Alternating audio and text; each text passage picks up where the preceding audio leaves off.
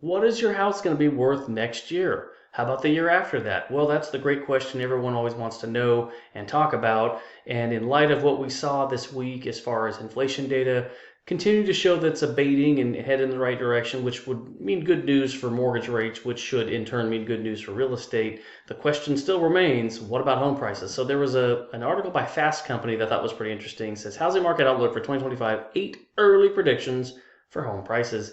And it quotes several sources, but I want to get to the graphs here. It looks at Goldman Sachs, Wells Fargo, MBA, which stands for Mortgage Bankers Association, Morgan Stanley, Fannie Mae, Freddie Mac, Moody's, etc. And so you can see kind of the different range of where these institutions feel where home prices will go in 2025.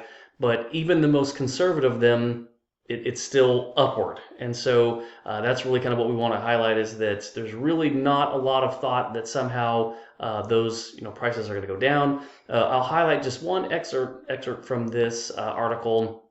The pandemic housing boom and following mortgage rate shock have stretched affordability relative to incomes, and this is true.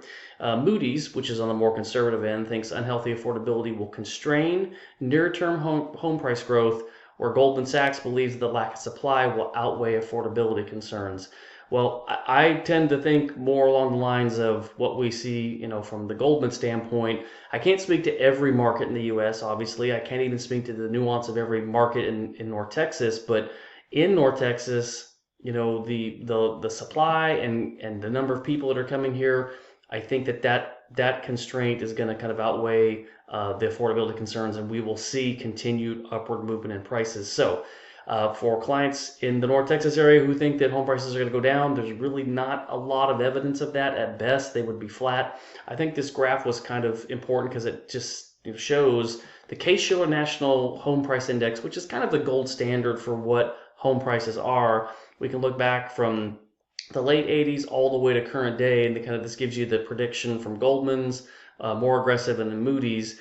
This is where we saw those prices just really skyrocket up during the pandemic, and then the retraction, and then they've just kind of continued to go up, and the predictions are up one way or the other. So where does this all leave us? If you're a home buyer, now's probably a pretty good time to get with the program on that. If there's an investment property you were thinking about purchasing, now's a good time. A second home, now's a good time. And for our clients who are sellers and they're just kind of hanging in the wings, yes, you will likely be able to sell your home for a little bit more in the future. But if you'd like to negotiate with the other seller right now, this could be a good time for that too. So all signs point to home prices continuing to go up. So if you have questions on this or you think we can help you, let us know. We are here to do that. Thanks so much.